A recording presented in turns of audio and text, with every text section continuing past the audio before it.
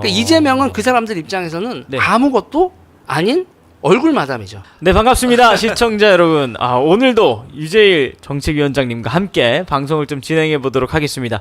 지금 스튜디오에 나와 계십니다. 반갑습니다. 네, 안녕하세요. 네, 대표님 급하게 오시느라고. 네. 네네네. 아유, 차를 돌렸습니다. 네, 네.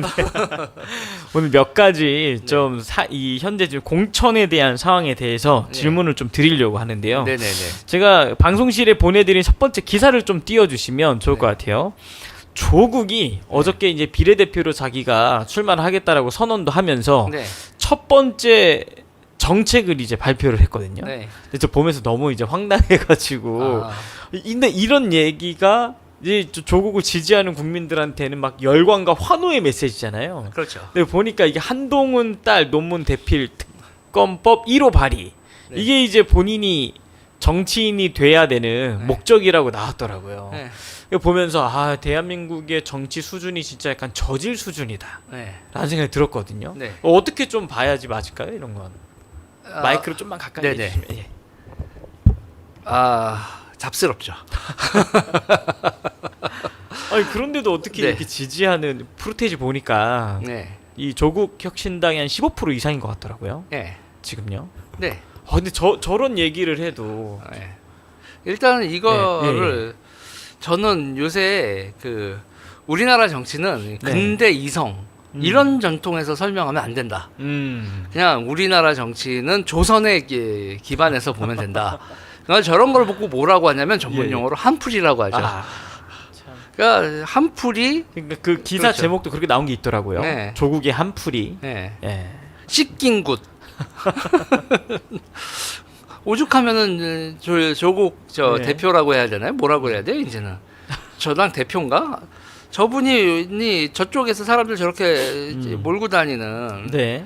좋게 말하면 이제 아이돌이고 응? 나쁘게 말하면 이제 무당 소리 이런 소리를 왜 듣겠습니까? 그냥 한풀이죠, 한풀이. 씻긴 굿, 자기네들의 씻긴 굿, 대선 패배에 대한 씻긴 굿 저런 거죠. 참. 근데 사실 그 뒤에 있는 이 그림 자체가 네. 조국 법무부 장관 때 네. 그 어떻게 이런 인간을 법무부 장관으로 세웠냐고 하면서 광화문에 나오셨던 네. 분들이 만드셨었거든요. 네. 그럼에도 불구하고 끝까지 버티다가 결국에는 이제 본인이 내려오면서 네. 그리고 지금 사실 2심 재판까지 2년 실형이 나왔잖아요. 그렇죠. 사실상 제가 볼 땐 대법원에 가도 판결 바뀌기는 쉽지 않을 것 같은데 그렇죠. 뭐 대한민국 또 사상 초유의 사태가 또 벌어지는 거 아닙니까? 국회의원 당선되고 네. 바로 또 깜빵에 가게 되는. 뭐 이때까지 국회의원 당선되고 깜빵 가는 사람은 많았지만 그렇지만 국회의원 당선될 때 깜빵 예정자는 별로 없었죠.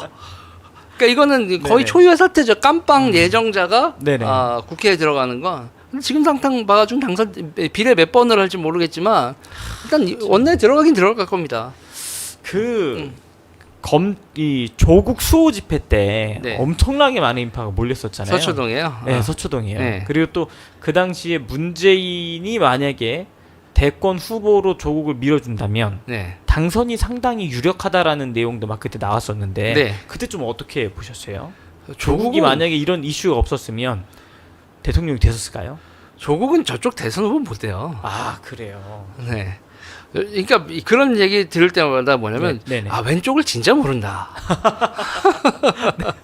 조국이 네네. 조국이 대선 후보나 이런 거 감이었으면 네. 그랬으면은 대통령 후보가 이재명이 아니라 조국이었겠죠.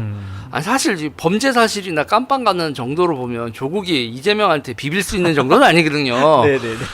이게 단위수가 달라요. 조국은 이제 한 자리 숫자잖아요. 그래도 예, 5년도 안 넘는 그런 형량인데 이재명은 지금 이게 한 자리 숫자가 나오기가 힘들어.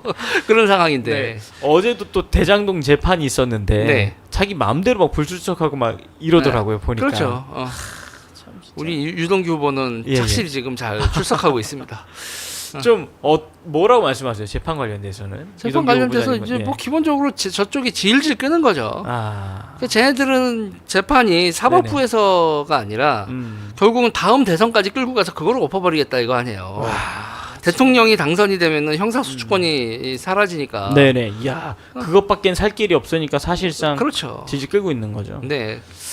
그리고 지금 이 더불어민주당 공천하는 것들 중에서도 네. 일부러 조국이 자기를 끝까지 지켜줄 사람들로 꾸리고 있는 것 아니냐라는 말들도 많이 나오는데 네. 그게 이제 대선 노리고 있기 때문에 그렇게 공천할 수밖에 없다는 얘기에 대해서는 좀 어떻게 생각하세요? 조국이 대선을 노리고 아니 그렇게 그 이재명이요. 이재명이요? 예. 이재명은 그게 지금 조직이잖아요. 네네. 그렇죠. 그러니까 제가 이제 자유통일당에 오거나 기타 등등 한 거에서도 네네. 이재명을 그렇게 하는 조직도 이재명이 아니면 힘을 쓸 수 없는 조직이에요. 그 조직을 일명 뭐라고 부르냐면 자주파라고 부르죠. 거기가 경기 동부 연합을 주축으로 한 세력이라고 봐야 될까요? 경기 동부도 그 자주파 내에서 보면 네네. 일부분. 그래요. 예. 네, 일부분 더 그러니까 이 자주파는 경기 동부보다 훨씬 더 큰 개념입니다. 네네. 뭐 쉽게 생각하면 주한미군 떠나라파. 주한미군 떠나라 중립외교하자파가 저쪽에서 그 중에서 그 내부에서 강성이 네네. 경기 동부는 기본적으로 우리가 진지전 얘기를 하잖아요. 네네네. 경기 동부는 항상 기동전을 준비하는 사람들이에요. 기동전이라는 건 뭐냐면 밥솥에다가 밥솥 네네. 폭탄 만들고 네네. 뭐 무기고 습격하고 그래서 지금 그러니까 아로라고 부르죠.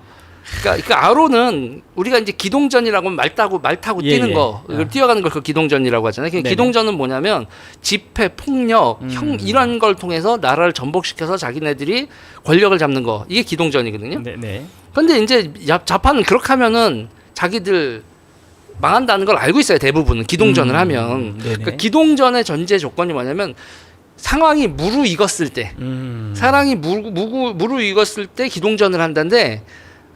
경기 동부는 시도 때도 없이 가면 대들이 지금 이 분위기 쟤네들 그러니까 반대를 한다기보단 경기 동부는 쟤네들 네네. 입장에서는 뭐냐면 너무 빨개요. 쟤네들 입장에서도. 그렇군요. 네, 그래서 쟤네들은 기본적으로 이걸 뭐냐면 네. 기동전 말고 그 진지전이 기본이에요. 그러니까 진지전을 수행하고 있는 자주파들이 한 95% 돼요. 그러니까 경기 동부는 그 중에서 5% 되는데 네. 나머지들이 입장에서 뭐냐면 그 5%가 자기들도 그렇게 말하고 싶은 거예요. 경기 동부 쟤네들이 말하는 저런 기동전 상황이 오면 얼마나 좋겠냐마는 정세 판단이 다른 거지 뜻이 다르진 않아요. 예. 온도 차이만 조금 다를 뿐이지 네. 생각이 똑같다는 거잖아요. 그렇죠. 그리고 네. 이 진지장에서 진지 하나하나 먹어 들어가야 되잖아요. 네네. 거기서 제일 큰 게 뭐겠어요? 의회죠, 의회. 의회하고 대통령 자리를 네네. 진지전으로. 그러니까 대통령을 먹거나 네네. 그리고 국회를 먹어도 쟤네들이 혁명은 못해요. 왜냐하면 이게 우리가 주한미군도 있고 국민 여론도 있고 그래서 맞습니다. 사람들이 그거 하라고 대통령이나 의회 구성을 해준 건 아니거든요. 예. 근데 쟤네들이 대통령이나 의회까지 그러니까 진지전의 끝판왕까지 다 먹어버리면 그러면 우리 사회를 얼마나 쟤네들이 점령해 나가겠어요. 진지 하나하나를 뺏겨 나가겠냐고요. 그리고 네네. 맨 마지막 고지탈환을 하기 위해서 기동전으로 전환을 하죠. 그러니까 지금 상황에서 저는 그런 거예요. 이재명이라는 사람은 쟤네들이 원하고 원했던 네네. 그 자기네들의 진지전을 끝까지 해줄 수 있는 대중적 정치인이에요. 그러면 사실 이재명이나 지지 세력들이 공생관계라고 봐야 되겠네요. 그렇죠. 그러니까 이재명은 네. 사실상 그 사람들에 대한 컨트롤할 수 있는 오더 내리면 그 사람들이 움직여주는 그런 관계가 아니에요. 그러니까 이재명은 그 사람들 입장에서는 네. 아무것도 아닌 얼굴 마담이죠.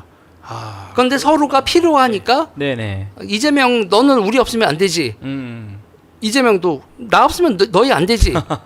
이런 공성 관계고 대등한 관계예요. 그러니까 여러분들 여기 이제 네네네. 자유통일당에서 보면 정광훈 목사님이 와 그러면 오고 가 네네. 그러면 가고 네. 이런 관계의 대장이라고 생각하면 안 돼요. 이재명 그런 대장 아닙니다. 여러 대장 중에 네네. 옹립된 한 명. 그러면 이번에 이재명이 공천하고 있는 더불어민주당의 공천에 대해서는 네. 어떻게 좀 생각을 하세요? 자 보세요. 네. 이재명이 공천한다라고 하지만 네네. 이재명이 이번에 이제 비례정당 같은 경우 심사위원 데려오잖아요. 네. 심사위원들이 진짜 이 자주파들 일색이죠. 그러니까 그런 말이 그렇게 많이 나옴에도 불구하고 네.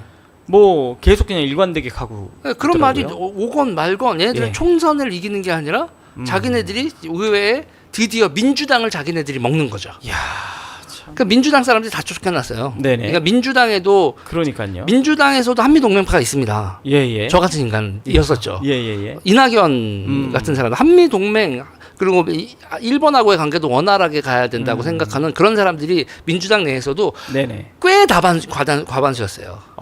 그렇구나. 그런데 그 예, 사람들이 어떻게 되겠어요?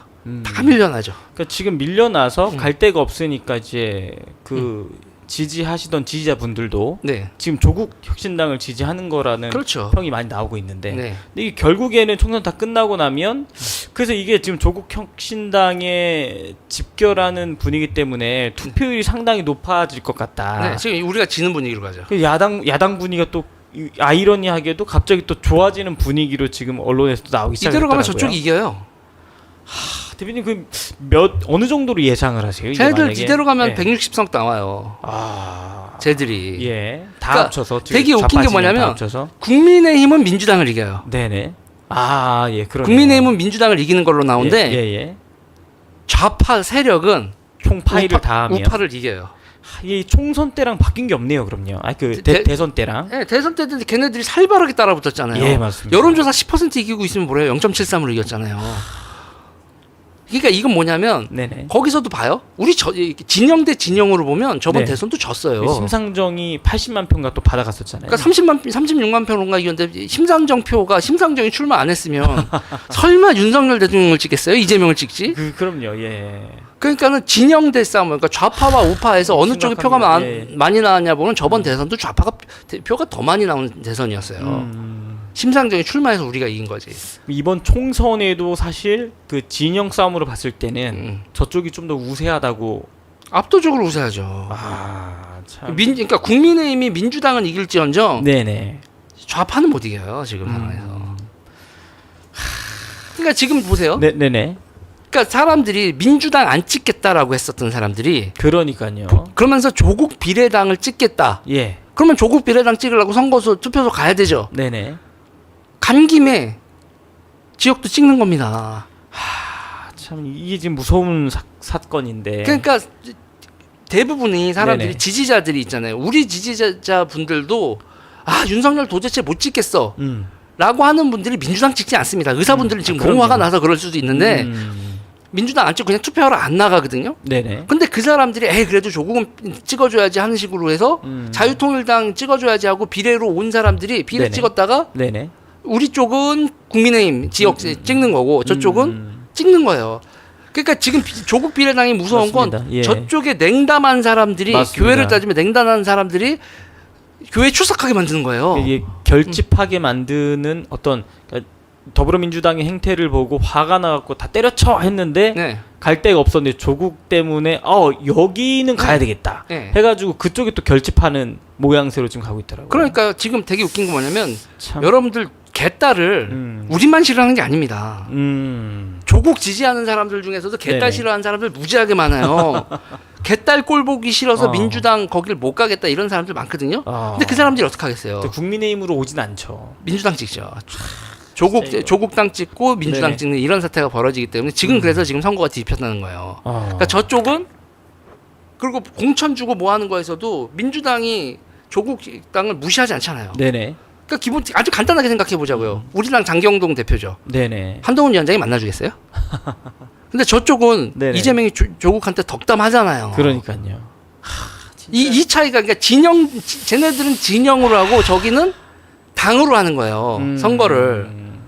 근데 중도층은 허상이라니까요. 맞습니다. 중도층이 있었던 건 2010, 그러니까 박근혜 대통령이 당선되기 전에는 네네. 중도층이란 개념이 좀 있었어요. 2008년 대선, 네네. 2007년 대선, 2008년 총선까지만 해도 중도층이란 개념이 좀 있었는데 네네. 2012년 박근혜 대통령이 딱 나오고 저쪽에서 어떻게 박정희 딸이 대통령이 되냐 그 난리를 치고 노무현 그렇게 가고 노무현 그렇게 가고 박근혜 대통령이 당선되면서는 그냥 대한민국 중도층 자체가 소멸해요. 그리고 선거를 도대체 몇 번을 치르냐고요. 맞습니다. 그래서 예. 이제 여기서 이제 중도층 확장한다고 보세요. 일단은 제가 아까 말씀드렸지만 우리 한미동맹파나 민주당에서도 있었다고 했잖아요. 네네. 쫓겨난 사람 순서대로 우리 여기 온 거란 말이에요. 김한길, 그죠? 최근에는 김영주, 이상민, 네네. 맞습니다. 이렇게 오잖아요. 그런데 그렇게 해서 중도 확장이 될까? 그분들이 왼쪽에 있다가 오른쪽으로 왔을 때 왼쪽에 자기 표를 가지고 오냐? 아니요. 속된 말로 개털돼서 왔다고요. 그러니 무슨 중도 확장 타령을 하냐고요. 이상민, 김영주로 중도 확장이 된다? 많이 착각이 심하다. 그러니까 언론 플레이하기에는 좋아 보이는 카드일지라도 사실상 표로 돌아오진 않는다. 표로 돌아오지 않죠. 맞습니다. 그리고 네네네. 이거는 기본적으로 우리 선수가 5명이 좋고 저쪽의 선수가 우리보다 5명이 평균적으로 나빠도 그래도 매치업을 어떻게 하느냐에 따라서 상대가 약한 팀이 강한 팀을 이길 수도 있거든요. 네네. 미스매치를 만들면 계속 작전 쓰고 하면서 이건 지금 농구를 비유하는 건데 네네. 지금 상태에서 근데 문제는 우리가 지금 다 미스매치가 나요. 우리 진영, 이게 우리라고 국민의힘을 우리라고 해야 되는 것도 좀 웃긴데 네네. 이쪽 지금 선거 진영이 미스매치가 나면서 계속 경합지에서 싹 다 지는 결과가 나왔잖아요. 그래서 지금 다들 멘붕이 온 거라고요. 다 아깝게 진단 말이에요. 네네. 아깝게 지는데 맞습니다. 문제는 이게 추세가 이기고 있다가 지는 거로 다 뒤집혔는데 네. 지금서부터는 어떻게 뒤집지? 그러니까 민주당이 제가 맨날 얘기하는 게 민주당이 경선 때는 시끄럽고 내분이 심해도 쟤네들은 경선 끝나고 난 다음에 일사불란하게 움직인다. 예. 임종석이 요새 떠들어요? 아예 이재명 중심으로 규합해야 된다. 이렇게 그쵸? 메시지를 강하게 내더라고요. 그러니까요. 그러니까 우리는 경선 끝나고 나면 계속 어디선가 궁시렁궁시렁 거리는 소리 계속 날 거고 저기는 진영 자체가 결집을 하고 그 조직들한테 의석을 나눠주잖아요. 네, 맞습니다. 그러니까 더불어민주당, 그러니까 제 쪽이 160석을 해도 더불어민주당이 160석을 하는 게 아닐 거래요. 네네. 그러니까 나눠준 사람들까지 다 합치면은 맞습니다. 저번에도 민주계열 180석 했다고 했지만 나중에 가서 다 제명해서 이렇게 탈당시켜주고 네네네. 국회 비례정당 이렇게 해서 다 하고 나니까 민주당 의석수 줄잖아요. 예. 그래도 진영으로 움직이니까 꼼짝을 못 하잖아요. 참. 왜 국민의힘 같은 경우에는 진영으로 생각을 안 하고 당 안에만 저렇게 갇혀 있는 걸까요? 자, 간단하게 생각해보면 저쪽 네네. 자주파 있죠. 자주파를 끌어안죠. 네네. 한미동맹 종결, 네네. 한미동맹 주한미군 철수, 그렇죠? 네네. 그러면 저쪽은 우리 쪽에선 한미동맹 사수, 수호, 그리고 주한미군 철수 반대. 네네. 우리는 그 얘기를 하는 사람들을 이 국민의힘은 품을 생각이 없어요. 간단하게 생각하면 제가 어저께 한 게 그래. 도태우 변호사 사태 있었잖아요. 네네네. 조용해졌는데 그래서 뭐냐면 호남이 허락한 우파 그리고 좌파가 허락한 우파 그쪽에서 네네. 뭐라고 하지 않는 우파만 데리고 가면 중도 확장이 되겠냐. 뭐 이런 거죠. 야, 참. 그 또 다음 기사도 한번 또 보면서 이제 이야기를 하겠습니다. 다음 기사도 좀 한번 올려주세요. 같은 맥락에서인데 조국이 줄기차게 자기가 이제 국회로 들어가야 될 이유 중에 하나가 윤석열 탄핵을 또 외치고 있거든요. 이번에 200석을 본인들이 완수를 해서 근데 이게 사실 헌법에도 지금 현재 윤석열 대통령을 끌어내릴 수 있는 건 없는 걸로 저는 알고 있는데 조국이 자꾸 지지자들한테 이렇게 그 서울대 교수 하시던 분이 저런 얘기하면서 선동을 하고 있단 말이에요. 3분의 2. 네네. 그러니까 저거 네네. 쟤네들 입장에서 보세요. 박근혜 대통령 탄핵 성공시킨 게 10년도 안 됐어요. 자기네들이 저렇게 한 기억이 있고 네네. 이력이 그리고 있기 때문에 그때 이제 보면 제가 그러면서 되게 지금 상태에서 이렇게 관리하면 안 된다고 얘기를 하는 건데 지금 김건희 여사 거의 최순실 만들어놨죠. 지금 우파 지지자분들도 김건희 하면은 막 절레절레 하는 분들 진짜 많아요 지금. 그렇죠. 그리고 이제 걔네들 입장에서는 최순실 게이트 하면서 그냥 정윤회 문건 이런 게 있었잖아요. 네네 맞습니다. 그래서 빌드업을 차근차근 했다고요. 아. 사전징후로 정윤회 문건이 뭐가 네네. 있었고 뭐 그다음에 뒤에 했다. 그러다가 최순실이 딱 등장했을 때 그랬죠. 지금 등장인물도 지금 다 예정돼 있어요. 뭐 천공, 네네. 뭐 건진, 뭐 이런 식으로 해서 뭐 이렇게 법사 붙어 있는 빌드업 사람들 할 수 있는 게 다 차근차근히 네. 준비가 돼 있다. 이렇게 돼 있고 쟤네들이 의석수를 많이 확보한다. 그래놓고 딱 터트려 버리는 거예요. 뭐 천공 지금 뭐 디올백부터 그 영상부터 시작해서 천공 뭐 영상 이렇게 하다가 네네. 건진법사 뭐 이렇게 터트리고 뭐 이러면 그러면 어떻게 되겠어요? 그럼 또 최순실 게이트 터지는 거예요. 참. 그래서 제가 여기서 이제 하는 게 진영 결집을 하면서 가야 된다. 저는 기본적으로 그런 입장이거든요. 네네. 그런데 보세요. 맨 처음에 대통령이 당선될 때 2030 지지 세력 뿔뿔이 흩어졌어요. 이준석도 지지 안 하고 네네. 국민의힘도 지지 안 해요. 그러니까 이준석이 10% 지지가 나오나 2030한테? 그러니까 지금 우리를 80% 남자 2030 남자들 많을 땐 80 적어도 60 이상을 지지했었던 맞습니다. 세력이 흩어져 버렸어요. 그리고 그 흩어진 이유는 뭐라고 혹시 분석을 좀 하시나요, 대표님? 선명하지 않았죠. 그들이 요구한 거에 대해서 대선에 가장 여가부 폐지 딱 간단했잖아요. 네네네. 그게 의석수가 적어서 젠더 못하는 거긴 이슈에 하지만 대해서. 젠더 이슈에 대해서 신지혜 사태가 났었고 그 이후에 계속 그런 류의 페미니스트들을 계속 영입을 했잖아요. 그러니까는 저는 그래서 그랬다니까요. 아유 이준석을 박살을 내도 네네. 이준석을 박살을 내도 그래도 2030 지지자는 품고 가고 이 이슈는 놓치면 안 되는데. 그러니까 30만 표 이긴 사람들이 이거를 포기하고 지지축의 한 축을 무너뜨리고 새로운 지지층을 뭐를 확보했지? 그래서 이번에 의사와 의사 가족들을 다 적으로 만들었잖아요. 이거는 그냥 지지층 이탈이 아니라 그냥 적으로 만들었어요. 적대시하고 있고. 참. 그러면 예. 보자고요. 우리 쪽에 있어서의 조직이라는 거. 그리고 이번에도 보면 지금 이 자유통일당이라든지 여기를 세력으로서 인정을 안 하잖아요. 그러니까요. 국민의힘에서는 네. 맞습니다. 그 1점 몇 %가 얼마나 무서운지는 심상정을 보면은 나오는 건데. 네. 그래서 그런 거를 해서 조직적으로 가면 그리고 그 기본적인 생각이 그거죠. 쟤네들은 어차피 지역에서 우리 찍어. 그리고 비례에서는 3%못 넘어. 그런데도 우리도 이런 구도로 그냥 가는 거예요. 그러니까 지금 상황에서는 저는 그런 거예요. 속된 말로 이 집구석이 지금 망조가 들었다. 이게 어떻게 해야 될까요, 이게?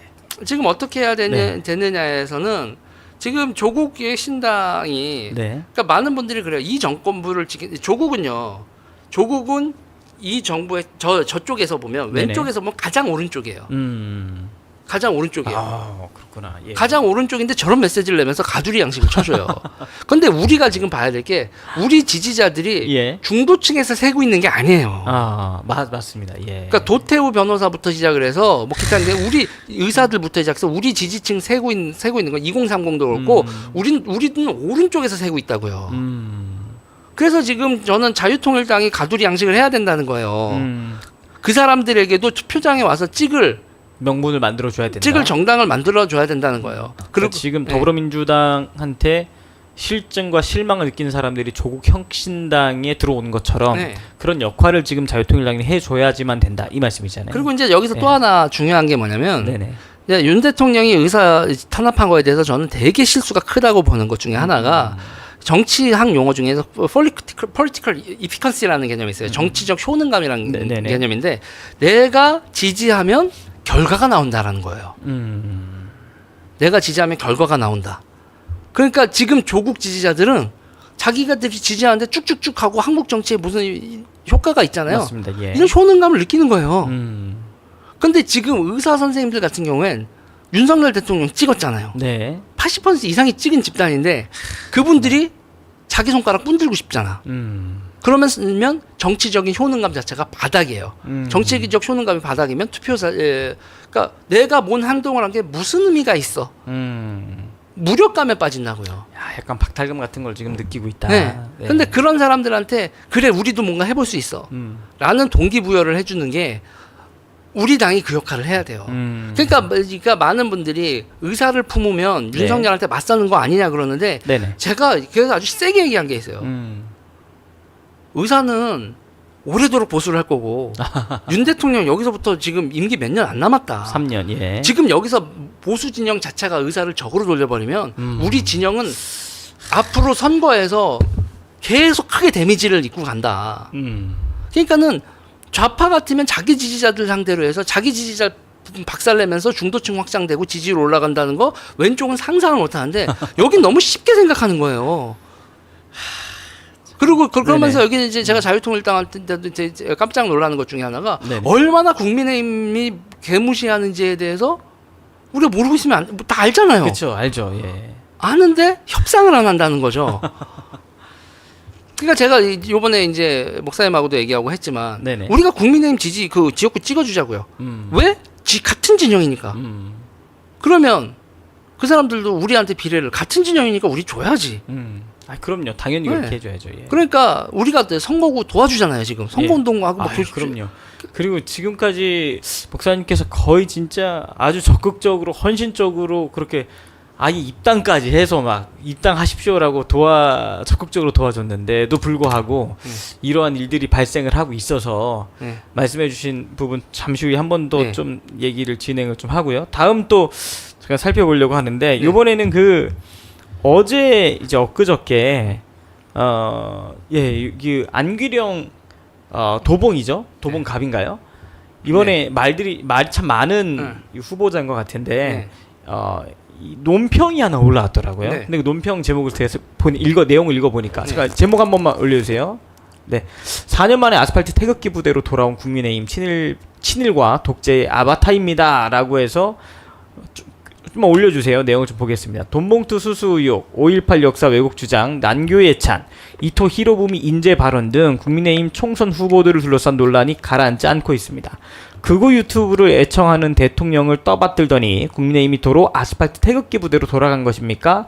그리고 이 얘기 자체가 태극기 부대는 극우 집단이고 이게 비하하는 내용이잖아요. 사실상이요.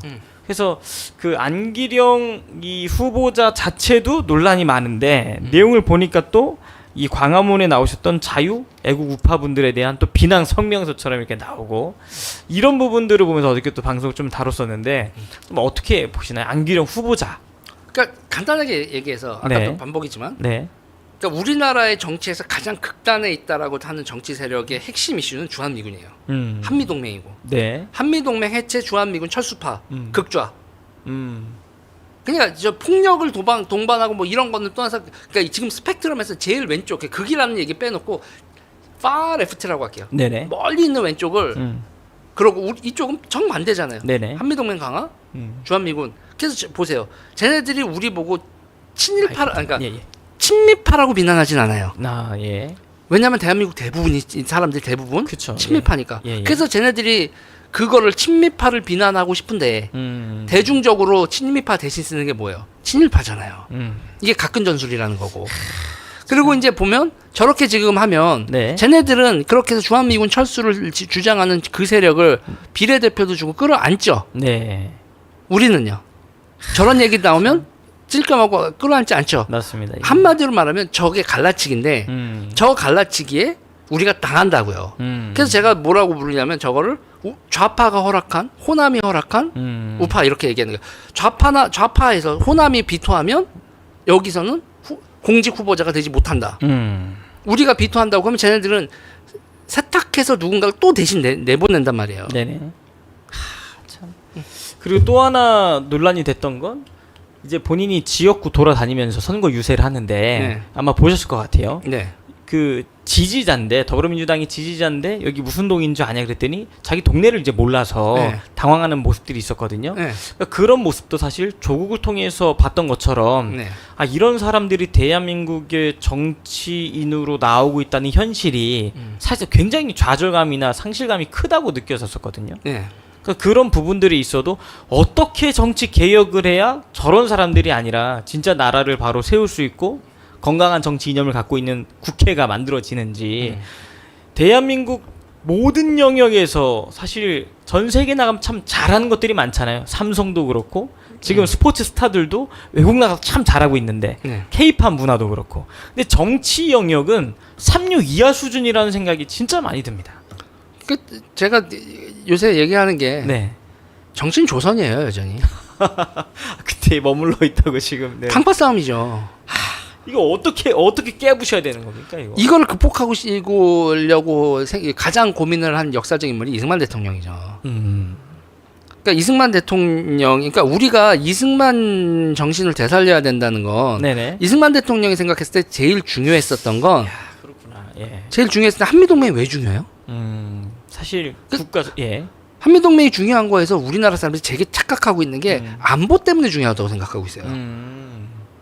근데 그거 되게 단순화시킨 거예요. 그러니까 역사적으로 보면 동맹이 제일, 그러니까 근대 역사에서 제일 동맹이 중요한 건 교역로예요. 교역로요. 네. 그럼 보세요. 우리나라 사람들이 열심히 살아봐야 교역로가 없으면 네. 쌀을 더 열심히 많이 만들어봐야 썩어요. 맞습니다. 예, 맞습니다. 예. 그러니까 뭐냐면 교역로가 연결되면 열심히 산 거에 대한 보상을 받을 수 있게 돼요.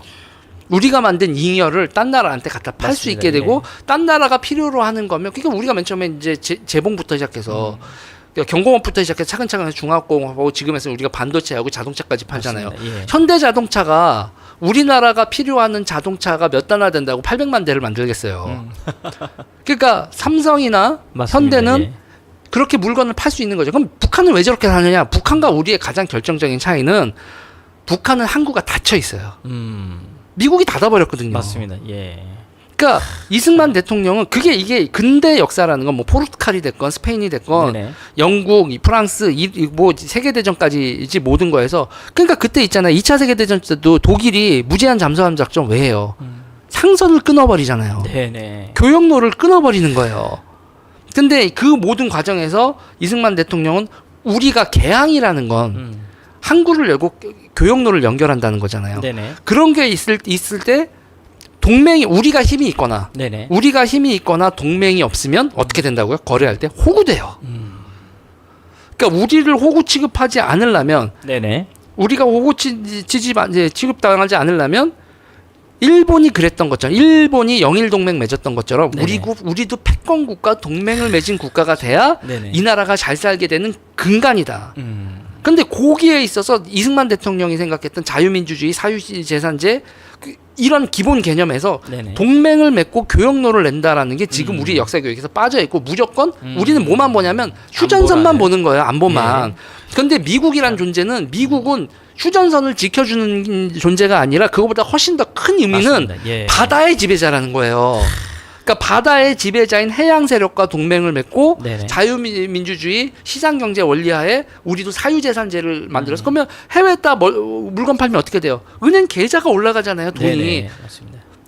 그거 우린 그거를 만들어 주기 위해서 이승만 대통령이 큰 빌드업을 한 거죠. 네네. 근데 이게 우리나라가 자유민주주의 사유재산제 그리고 한미동맹 이 해양문명국가라는 것도 다들 해양문명국가가 뭐라고 하는데 해양문 간단해요. 교역로를 지금 우리 같이 맞습니다. 예. 부가가치 생산, 유통, 금융에 있어서 그리고 서비스 이런 거에 있어서 지적재산권 이런 거에 있어서 이 부가가치를 추구하는 거. 우리 지금 돈 버는 거 누가 뭐래도 돈 버는 걸 제 1번 가치로 생각하고 예. 있는 나라잖아요. 그 돈 벌라고 하는 사람들이 열심히 살아서 자기 재산 축적하고 그리고 문명의 선도 그룹에 끼어드는 거. 그런 해양 문명 국가, 도전적이고 성실하고 이런 해양 문명 국가로 세워진 이 근간 자체. 그러면서 기본적으로 뭐냐면 그러면 정치 세력은 뭐를 관리해야 되느냐? 요새 용어를 하면 GVC예요. GVC. 글로벌 밸류 체인. 지금 뭐 엔비디아가 떠오르면서 뭐 삼성이 뭐 어쩌고 저쩌고 하는 이런 얘기 나오잖아요. 네네. 그러면 이 글로벌 시장이나 이런 거에서의 우리가 어떻게 전략을 세워야 되느냐가 정치의 근간이 돼야 되는데 이런 내용은 싹 다 정치에서 빠져 있고 심지어 맞습니다. 예. 언론에서도 지금 러시아 우크라이나 전쟁이 벌어진 거에서 우리는 딴집 얘기인 줄 알잖아요. 근데 실제 저 딴 나라에서 전쟁이 나도 결국에는 우리한테도 피해가 오잖아요. 기름값도 올라가고 하다 보니까 그리고 여러 가지 피해를. 예. 그 지금 세상 사람들이 다 얘기하면서 대만 아니면 한국이다 다음번은 그러는데 지금 동아시아 패권 전쟁에서 그러니까 맞습니다. 예. 미국도 유럽에 지금 자기네들이 몰빵이 아니라 유럽은 네네. 유럽 국가들이 지키고 자기네들은 중국하고의 경쟁에서 맞습니다. 하겠다는데 예. 중국하고 경쟁은 그럼 미국, 일본 여러분 기분 나쁘지만 일본이 미국 입장에서는 당연히 그렇죠. 예, 예. 미국, 일본, 대만, 한국이 네 번째가 돼버렸어요 지금. 이런 식의 것들이 지금 다시 역사적 전환기로 오고 있는데 네네. 근데 우리 정치는 여전히 뭐다? 탕파 싸움이에요. 이게 이게 솔직히 얘기하면 네네. 이거는 좌파 우파도 아니에요. 좌파 우파도 아니고 그냥 북인 남인이에요. 동인 서인이고 그냥 누구의 당파지 그 어떤 이데올로기적 배경이 없는 네네. 그리고 추구하는 근대적 가치를 추구하지 않는 그러니까 정치에 있어서 사람들이 제일 추구하는 가치가 뭐냐면 입신양명이에요. 국가의 대전략 같은 건 없고 벼슬 해서 자기가 나라의 관료가 된다. 네네. 관료가 돼서 뭐 할 거라는 가치 판단에 있어서 근대적 의미의 국민국가, 네이션의 정치인들이 아니라 이거는 킹덤의 정치인들이에요. 그러니까 킹덤의 정치인들이니까 이재명도 킹같이 굴고 윤석열 대통령도 킹같이 이렇게 되는 거죠. 그러니까 네네. 근대 정치가 아니에요, 이건. 이거 근데 대표님 이게 벌써 하루 이틀 내려온 이 당파 싸움이 아니잖아요. 네. 이거 어떻게 갈아엎어야 이게 청소가 되는 건가요, 이게? 뭐 조금 전에도 얘기했지만 기본적으로 네네. 네. 우리가 이승만 정신을 2020년형으로 바꿔야 돼요. 그러니까 요즘 하는 얘기로 네네. 그러니까 생각해 보세요. 글로벌 글로벌 밸류 체인이라는 거 이거를 대한민국이 섰을 때 대한민국 사람이 누가 생각을 했냐고. 이승만 맞습니다. 빼놓고는 아무도 생각을 안 해. 그러니까 그 당시에 논문 쓴 것만 보더라도 네. 대한민국이 만약에 자유민주주의 국가로 건국을 한다면 네. 미국의 영향력 하에 있는 자유민주주의 국가여야만 된다. 그렇죠. 이런 논문의 내용을 쓰는 거 보면 해안 자체가 그 당시 사람들의 지성과는 비교도 안 될 정도로 넓게 왔다. 그러니까 그 당시에 이승만 예. 대통령이 본 거는 그러니까 그레이트 게임이라는 거 러시아와 네네. 러시아와 그 이제 그 영국의 패권 전쟁인데 네네. 그때 이제 우리가 이제 거문도 사건 그러잖아요. 거문도 사건이 발생하고 이용장 있잖아요. 이용장이 조선 내각에 편지를 써요. 거기 편지 내용이 이런 거예요. 네네. 지금 아프가니스탄에서 전쟁이 났는데 네네. 러시아가 남하를 해서 아프가니스탄을 뚫고 나가면 그러면 영국의 핵심 이익이 있는 인도를 러시아가 노릴 수 있게 된다. 영국은 그걸 막아야 되기 때문에 뭐 그러기 때문에 그 당신네에 있는 거문도라는 데가 블라디보스토크부터 시작해서 딱 거기가 요충지라 네네. 영국이 거기를 그렇게 한 거고 차후에 어떻게 할 거다 이런 얘기를 하는데 그 다음에 이제 조선 내각 사람들의 반응이 더 황당해요. 그거에 대해서 이런 방구 말을 제대로 네네. 아프가니스탄이 뭐지? 거기서 러시아하고 둘이 전쟁이 났는데 그게 뭘 어쨌다는 그쵸. 거지? 우리랑 뭔 상관이지? 뭔 상관이지? 이런 거지. 이렇게 그 러시아하고 영국하고 이렇게 세력 경쟁을 한다는 예. 게 뭐 우리 보고 어쩌라고? 네네. 지금 냉정하게 얘기를 해보자고요. 우크라이나에서 그러니까 아프가니스탄에서 러시아와 영국이 패권 전쟁을 하고 있다. 네네. 패권 경쟁을 하고 있다 하는 거하고 러시아하고 우크라이나하고 전쟁을 하고 있다라는 거하고 그거를 같이 등가해서 지금 미국하고 중국하고 패권 전쟁을 하고 있다라는 걸 등가해서 보면 우리가 지금 100년이 지나서 정치가 과연 나아졌느냐. 그러면 역으로요. 이승만 대통령 같은 사람이 지금 있으면 네네. 완전히 원맨쇼를 할 거라고요. 얘들아 지금 이 상황이 어떻게 되는 거면 어떻게 되는 거고 어떻게 되는 거야. 것처럼. 예, 맞습니다. 그리고 일본이 화이트리스트 해가지고 그런 거는 우리를 반도체 밸류체인에서 밀어내려고 하는 거고 삼성하고 지금 그렇잖아요. 삼성 지금 네네. 완전 기고 있는데 네. TSMC 공장 일본에다 짓고 막 이렇게 하잖아요. 그러니까 동맹 없이 가치 시사슬 체제에 우리가 끼어들 수 없어. 그러니까 네네. 우리가 동맹으로서의 역할을 충분히 맞습니다. 해야 되고 그거에 대한 요구로 부가가치가 높은 우리는 이런 역할을 하겠다라는 산업도 길러내고 맞습니다. 모두 해야 돼. 이런 얘기를 이승만 대통령이 있으면 지금 하겠죠. 그러니까 지금 자유통일당이 이승만 정신은 네네. 그 시대도 그렇고 지금도 그렇고 가장 세련된 정치 사상이에요. 그러니까 우리가 지금 사실 자유통일당이 그렇게 네네. 지금 여기서 주류 정당이 안 되고 이승만 정신의 계승자가 한국 네네. 정치에서 주류 정치가 이제가 아니고 지금 우리가 3% 넘냐 마냐 이러고 있는 건 우리도 죄인이야. 우리도 죄인이고 우리도 빨리 국민들을 설득해 나가야 돼요. 대한민국 네, 국민들요. 맞습니다. 예. 그러니까 사유재산이나 이런 걸 너무 당연히 여긴다니까요. 러시아 볼까요? 네네. 그러니까 우리 지금 사유재산 하면 통장하고 부동산 등기 아니에요. 네네. 근데 러시아는 갑자기 통장에서 이거 스위프트 코드 휙 날려버린단 말이에요. 미국은 은행 계좌 자체도 동결시킬 수 있고 그리고 폐쇄시켜버릴 수도 있고 니네 바다에 상선 블록 못 다녀. 우리나라보다 잘 살았던 이란이 미국하고 동맹 끊고 어떻게 됐냐고요. 지금 우리보다 잘 살았잖아요. 테헤란로 예. 있고 저기 서울로 있고 그런데 1979년 당시로 생각했을 때 우리가 이란보다 어떻게 더 잘 살지 우리가 상상이나 하기 했냐고요. 미국하고 동맹이 끊어진 이란이 어떻게 됐고 그러니까 우리랑 북한하고 다른 건 미국하고 그러니까 바다가 열려 있는 우리 네네. 바다가 닫혀 있는 북한이란 말이에요. 그러니까 사실 그 소련이 이 한반도 전체를 공산화시키고 싶어했던 이유 자체도 네. 이 항로가 다 열려 있기 때문에 삼면이 바다로 그래서 너무나도 먹고 싶어 했는데 그것도 이승만 때문에 막힌 거잖아요. 그렇죠. 그리고 네. 러시아 입장에서도 보세요. 걔네들이 크림 전쟁 지금 네. 우리 역사에서 나이팅게일 등장하고 있었던 그 크림 전쟁하고 그러면 러시아는 남쪽으로 내려와서 어떻게든 흑해를 넘어서 그 보스포러스의 그 보스포러스의 여부 어떻게 지나가요? 그 좁은 데를. 그러니까 그걸 어떻게든 뚫고 나가서 남쪽까지 내려와서 지중해 항구 하나 확보하고 발틱 맞습니다. 스웨덴하고 전쟁 그 피터 표트르가 그렇게 전쟁하면서 상세르부르크 그리고 2차 세계대전 끝난 다음에 월경지인데 칼라닌그라드. 네네. 우리가 이제 칼라닌그라드를 맨 처음에 그 전에 뭐라고 불렀었죠? 독일 순간 생각이 안 나네. 그랬던 걸 왜 그렇게 계속 하려고 했겠어요. 항구거든요, 항구. 네네, 맞습니다. 중국도 지금 대만 뚫고 나서 태평양하고 이런 데를 다 장악하고 싶은 거란 말이에요. 우리 뭐 자원도 없는데 네. 무역을 통해서 먹고 사는 건데 진짜 맞습니다. 그래서 우리가 미국하고 동맹을 맺고 나서야 네네. 제대로 된 개항과 그러니까 쿠사리 먹지 않는 교육국이 된 게 미국 동맹이 아니었으면 우리가 어디서 그런 대접을 받아요. 이승만 대통령이 나오니까 제가 하나 또 좀 여쭤보고 싶은 건 문화전쟁 얘기가 많잖아요. 네. 지금 좌파들이 완전히 문화전쟁에서 선점을 하고 있는 이때에 최근에 건국전쟁이라는 영화가 나왔습니다. 네. 그리고 지금 이제 100만 명을 돌파를 했는데 요런 측면은 좀 어떻게 보고 계시나요? 그러니까 문화전쟁에서 예. 우리가 제일 지고 있는 게 근데 우파 정당들도 다 뭐로 먹히고 있는지 몰라요. 약자 타령이거든요. 약자 보호한다. 그리고 대한민국은 헬조선이다. 네네. 이게 완전히 좌파석 빌드업이에요. 자 보세요. 남자 250벌을 벌어서 대한민국 어떻게 살아? 이렇게 얘기를 해요. 네네. 그럼 남녀 합치면서 500이잖아요. 네. 그럼 남녀 지금 갈등이 돼 있으니까 지금 우리가 그렇잖아요. 남자가 집이 없고 뭐 어쩌고저쩌고 하면 그런데 남녀 합쳐서 500 버는 거 대한민국에서 어려운 일 아니에요.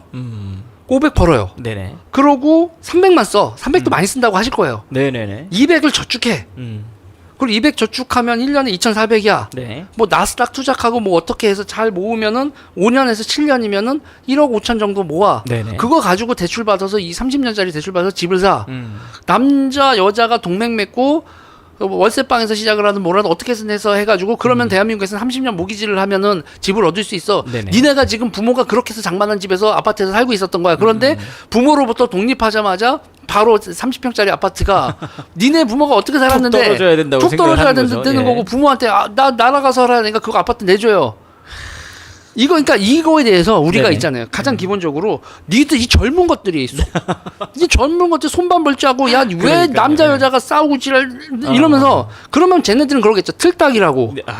근데 문제는 생각해 보세요. 네네. 라떼는 말이지가 그러면 어르신들 보면 나라가 정말 가난했거든요. 그렇죠. 나라가 정말 가난했는데 예. 그러면 우리 어르신들 이거 여기 우리 애국 진영에 계신 어르신들은 보고 계십니다. 어떠냐?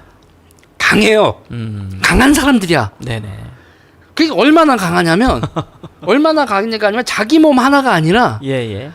자기 몸 지금 건사하기도 요즘 애들 어렵다고 그러잖아요. 그 가난했던 나라에서 자기 몸 건사가 아니라 자기 가족 맞습니다. 심지어 예. 가족도 자기 마누라하고 자기 자식들인가? 한둘이 아니죠. 아니죠. 예. 부모, 완전 대가족 체제. 형제 예. 그것까지 자기가 다 책임감을 짓고 끌고 나갔었던 네네. 진짜 강인한 사람들이란 말이에요. 맞습니다. 예. 그런데 어느 순간부터 젊은 것들이 약자면은 젊고 손발이 멀쩡한데 부모한테 뭐를 몰려받지 못했으면 다 약자고 대한민국의 시스템이 잘못되고 카르텔이 못되고 이렇게만 얘기를 하는데 네네. 아니 최저임금 그렇게 받고 조금만 기술이 있으면 혼자도 맞습니다. 4,500 벌고 이 대한민국은 진짜 기술 하나만 있어도 절대 굶어 죽지 않습니다. 그러니까 도대체 이 나라가 네. 니들이 성실하게만 살면 맞습니다. 예. 왜 문제냐라고 얘기를 해준 사람이 없어요. 니들은 약자야. 청년은 약자래. 아프니까 청춘이다. 아프니까 환자지. 김재동이랑 그런 강사들이 좌파 지정에서 그거를 하고 있는 거잖아요. 그러니까 문화에서 그러면서 질질 짜고 동정과 그 사람의 그리고 약자를 돕는 거는 우리가 선이라고 생각하잖아요. 근데 그렇게 되다 어떻게 되냐면 약자를 권장하는 거예요. 그러니까 점점 하향 평준화를 시켜버리는 거잖아요. 사실. 그렇죠. 네. 근데 문제는 뭐냐면 우파 진영도 이거에 대해서 다 말려 있으면서 자기가 잘난 엘리트야. 그러면서 대한민국의 가난한 사람들이나 뭐를 위해서 돌봐야 된다고 얘기를 해요.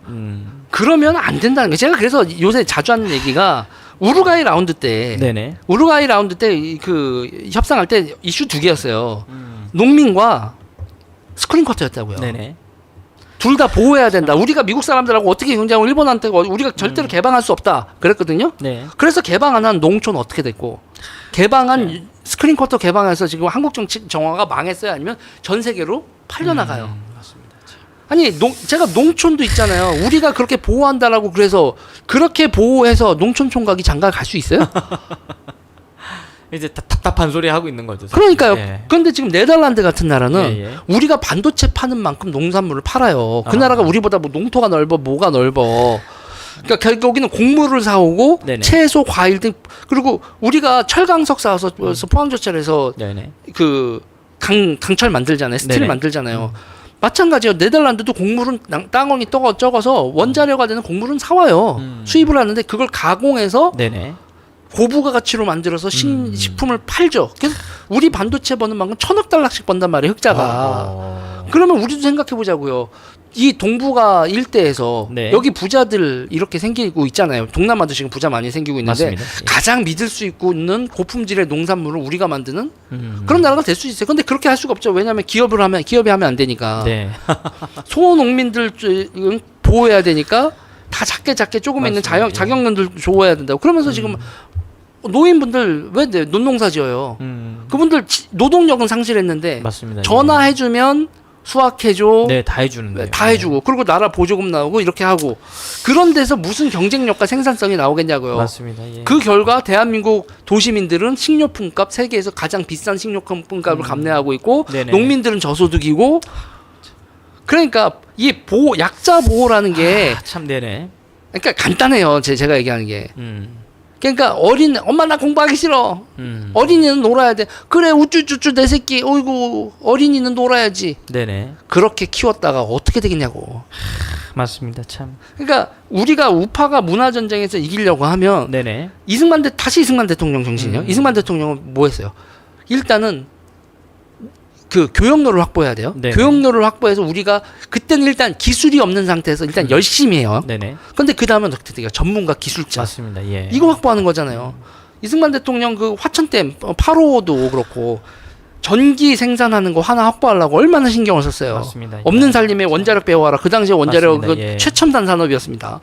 근데 그거를 미리 내다보고 준비를 그때부터 했던 거잖아요. 그리고 이제 그렇죠. 그리고 예. 제철소 필요하다는 거 기본적으로 알고. 저는 그 이승만 대통령이 하셨던 것 중에 많은 일들이 있었지만 뭐 농지 기업은 말할 것도 없지만 그 당시에 그 가난한 나라에서 유학생 한 2만 명 이상을 꾸준히 보내서 결국에는 그런 인재들이 대한민국 경제 발전을 일으키는 핵심 주역들이 됐었던 거잖아요. 그렇죠. 그리고 그중 유학생 중에 한 명이 또 박정희 대통령도 그 당시 유학생이었다고 하더라고요. 그렇죠. 혜택을 받던.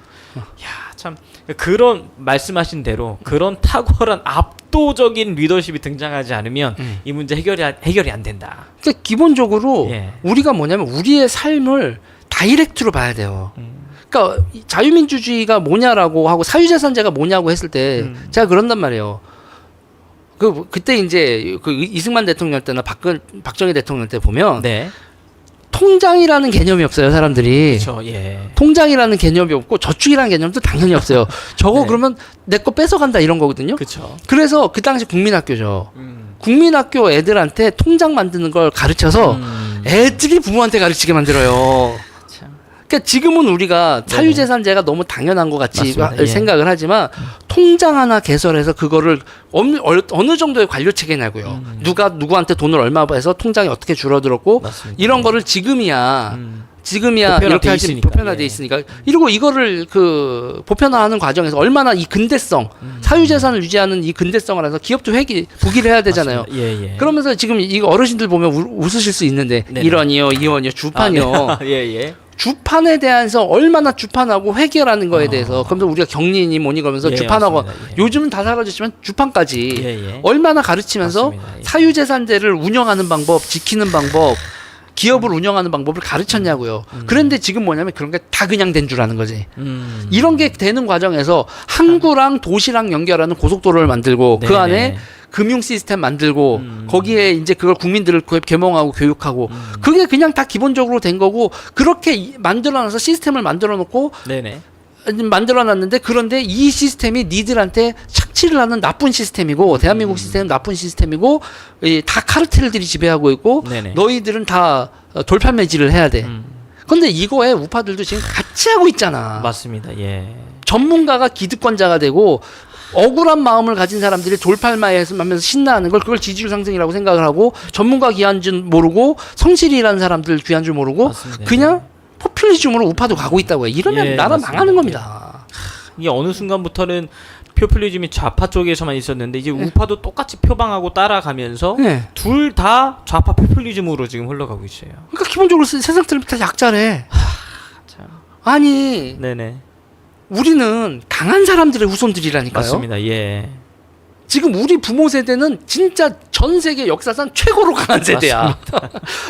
진짜 아무것도 없었는데 진짜 아무것도 없는 전쟁 거름더미에서 네. 이 나라를 일궈낸 세대잖아요. 네, 이승만 대통령의 외교적 안목이나 그리고 여기서의 산업화, 박정희 대통령의 산업화 이런 거에서 그리고 이 다음에 우리가 이제 앞으로도 계속 이 기조를 네네. 그러니까 보세요. 약자 보호가 아니라 네. 우파라면 도전, 맞습니다. 예. 도전, 혁신.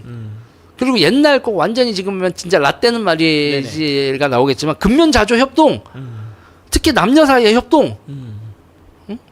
아무리 왼수 같아도 욕을 할지언정 아유 저 영감탱이 하면서도 남녀가 같이 그쵸, 손을 가지고 맞습니다. 가정을 예. 이끌고 뭐 이렇게 가야 되는 거지. 맞습니다. 이렇게 남녀 갈등을 좌파 애들이 조장하고 이런 와중에 우파도 끽소리 못하고 여자가 약자입니다. 네네. 그러면 남자 여자 사이에서 여자가 약자고 뭐 도시민 농촌 사이에서 지방이 약자고 모든 걸 다 약자를 도와야 됩니다. 지방을 도와야 됩니다. 여자를 도와야 됩니다. 뭐를 도와야 됩니다. 그러면 근면성실한 사람만 호되는 나라를 만들어 놓으면 예. 그럼 나라 꼴이 제대로 되겠냐고요. 맞습니다.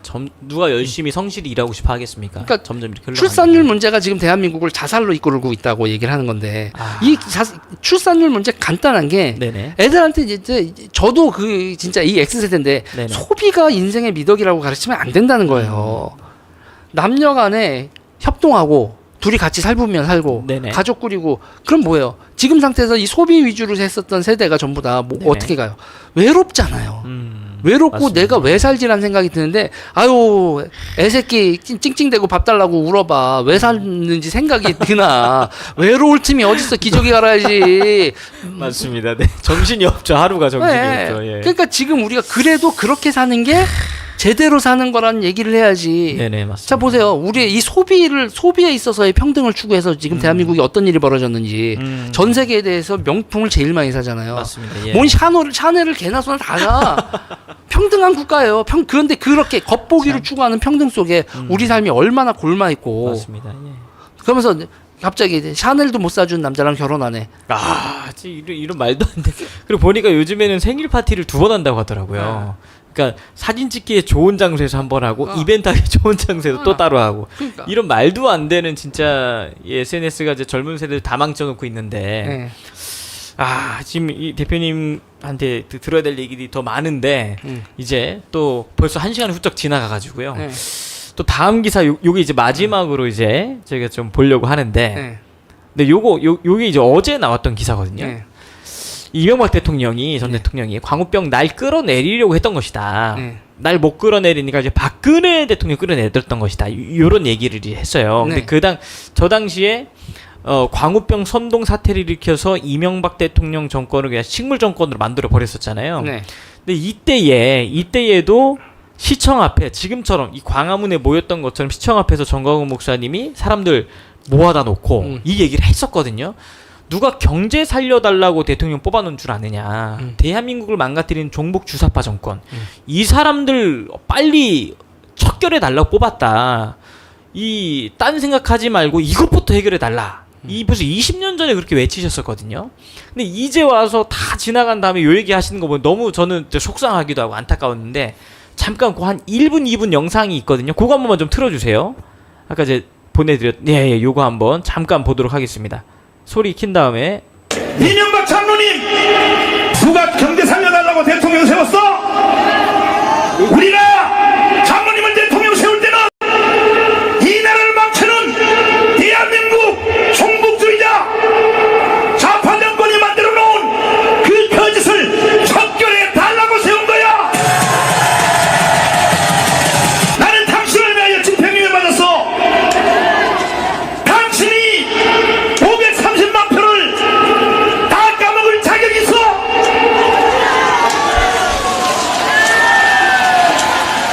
정신 차리세요 장로님. 나는 장로님을 위하여 집행유예를 받은 사람이야. 앞으로 1년 9개월 동안 다시 한번 두고 볼 텐데 뭐라고요? 명예롭고 행복한 퇴임을 위하여 앞으로 노력하겠다고요? 누구 맘대로? 장로님 퇴임식한 날 나는 전국 청교도를 다 데리고 이 상태로 정치하면 퇴임한 날 전국 청교도 300만을 이끌고 당신에게 난 계란 던질 거야. 여기까지만 보겠습니다.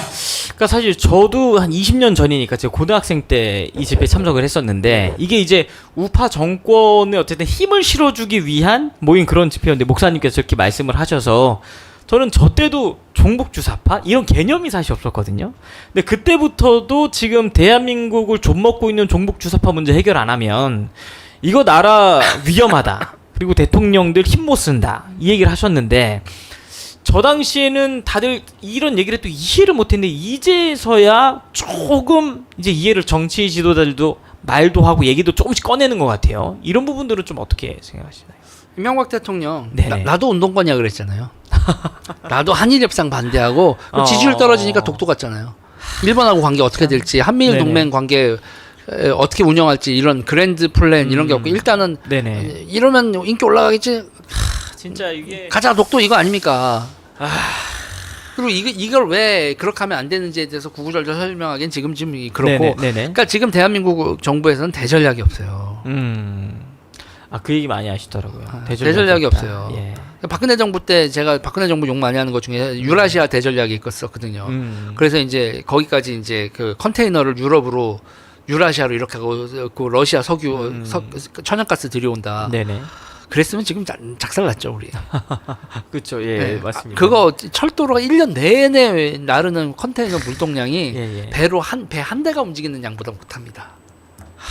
그렇구나.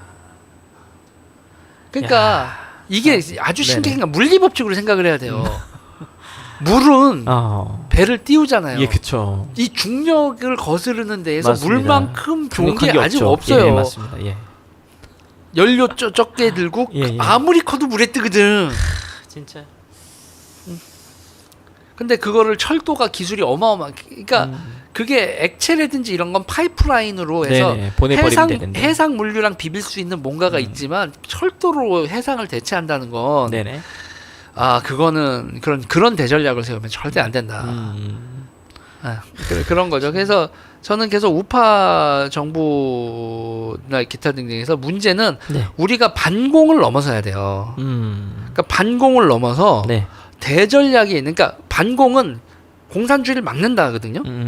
그런데 이제 우리가 그거는 가난하고 모두 없는 나라가 그러는 거고, 그러니까 우리는 세계 경영을 하는 나라예요. 그러니까 자유민주주의 세력이 한미 동맹을 맺고 그리고 세계의 교역로에서의 우리가 당당하게 5대 국가, 교역로 5대 국가, 국민소득에서 그러니까 이 자유민주주의 지형 해양 문명 세력에서 위상을 전 정강 목사님이 G2를 얘기하는 거 사람들이 다 무슨 이상하게 보던데 저는 왜요?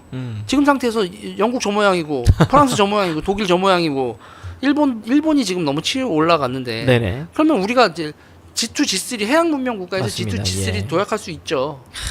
참. 그러니까 이게 우파 지도자들 중에 이렇게 용기 있는 지도자가 별로 없는 것 같아요. 그러니까 우파 지도자들이요.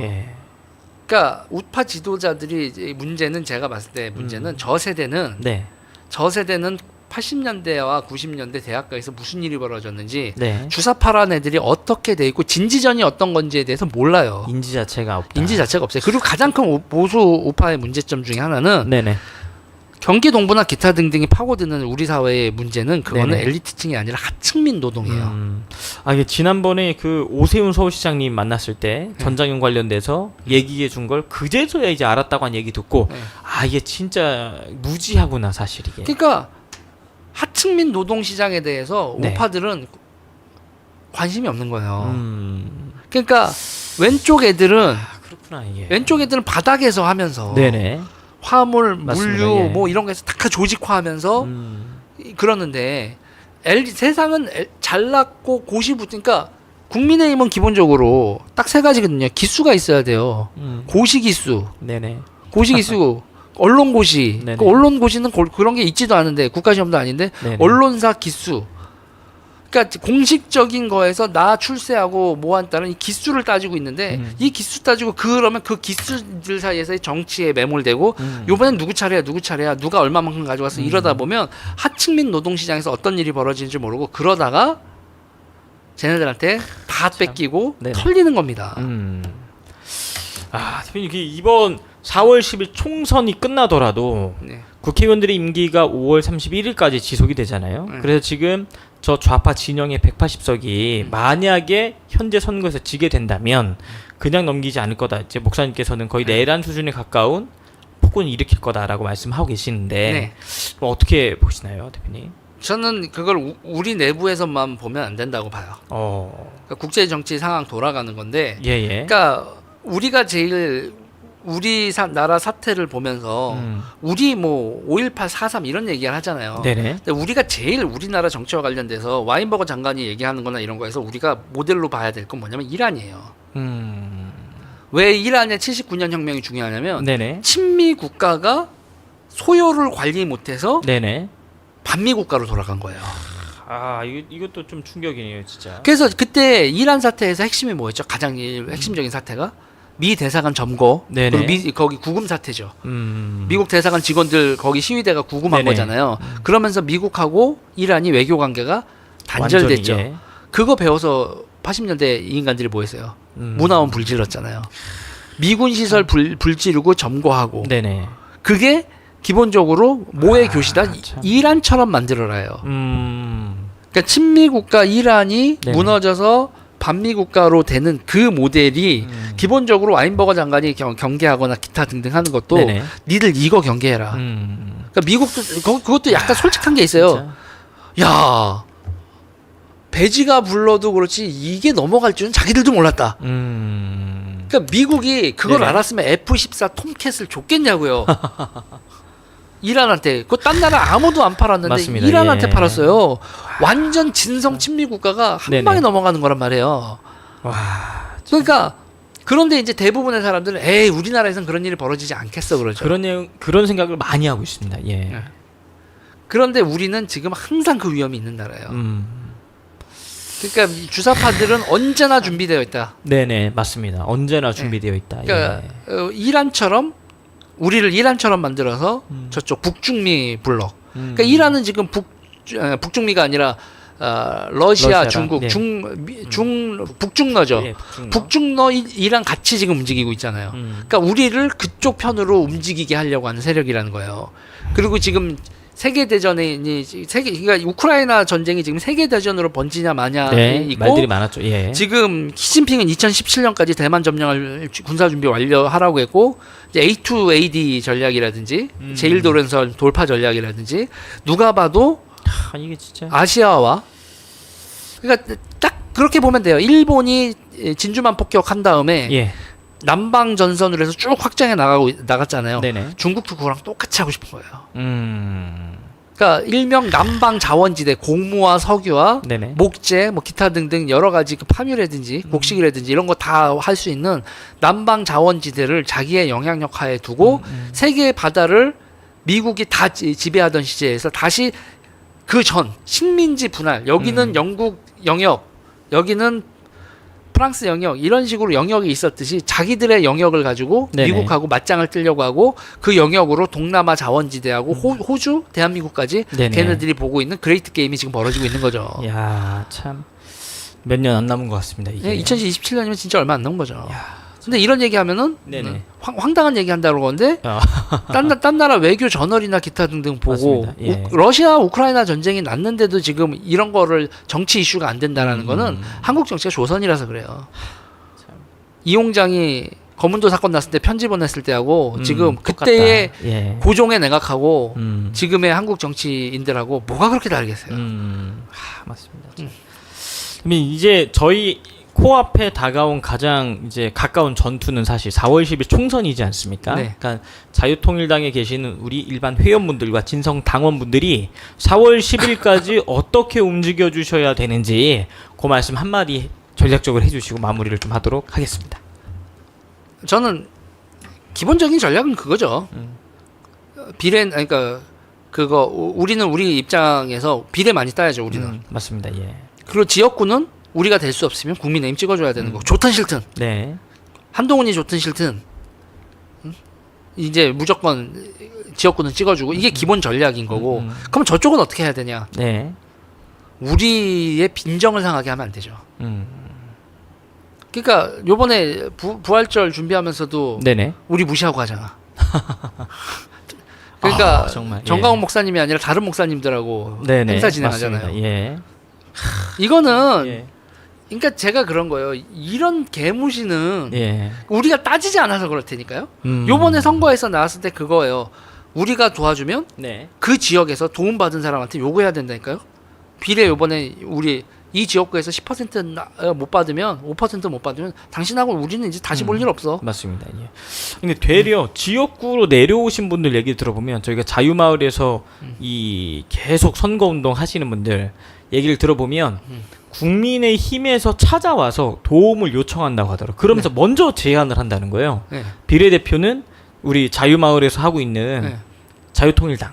네. 그 아예 홍보할 때도 그 현장에서 지역구는 저희를 찍어주시고 비례 정당은 자유통일당을 찍어주시고 이렇게 얘기하시는 분들이 조금씩 있다는 거예요. 조금씩 늘어나는 거죠. 예, 맞습니다. 이게 분위기가 안 갔다가는 예, 안 될 것 같거든. 그러니까요. 그러니까 우리는요. 그런 힘이 있는데 이게 참. 그러니까 서로 주고받을 때 백지수표 주고받으면 안 돼요. 네네. 백지수표는 알고 보면 공수표거든요. 그쵸, 그래서 나중에 썼더니 이거 실제 맞습니다. 이거 예. 이거 효력 없어요. 이렇게 효력 하면, 없어요. 들어갈 때 마음하고 나올 때 마음이 다른 거죠. 맞습니다. 그럴 때 많은 분들이 전 목사님이 뭐 한 성과를 한다라고 생각하시지만 전 목사님은 그래 하고 다 너그럽게 그러잖아요. 그 사람들 아유 전 목사한테는 그냥 이거 네. 공수표 해도 돼. 아, 이게 기본 진짜. 정서라니까.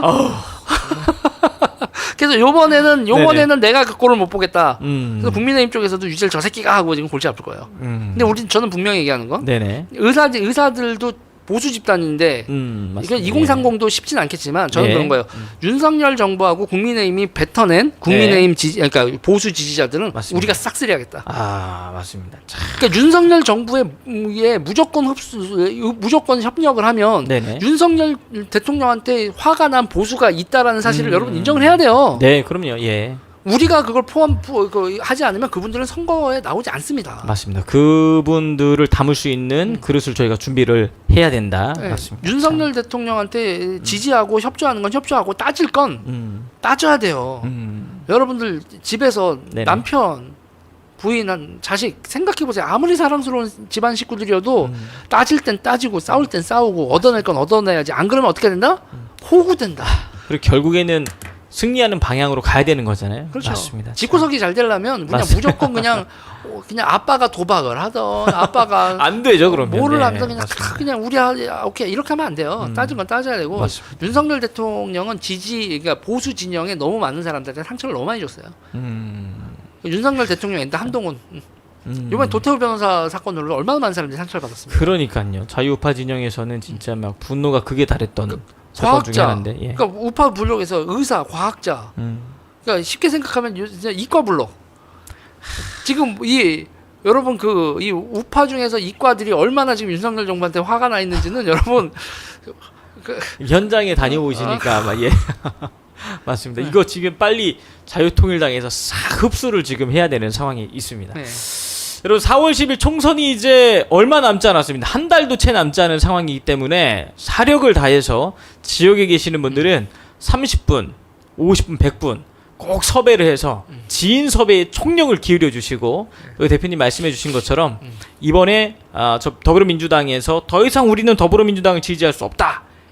이 대안으로 조국 신당이 지금 막 15%, 17%로 떠오르는 것처럼 우리가 그런 방향성으로 우파 진영에서 오갈 데 없는 분들을 빨리빨리 흡수를 해서 몸집을 더 키우는 방향으로. 그래서 오늘 오후 3시에도요 자유통일당에서 또 입당식이 있습니다. 여러분 그 방송도 많은 시청을 부탁드리고요. 유재일 대표님 또 추후에 모시고 계속해서 좋은 말씀 들어보도록 하겠습니다. 대표님 오늘 시간 내주셔서 감사합니다. 네, 감사합니다.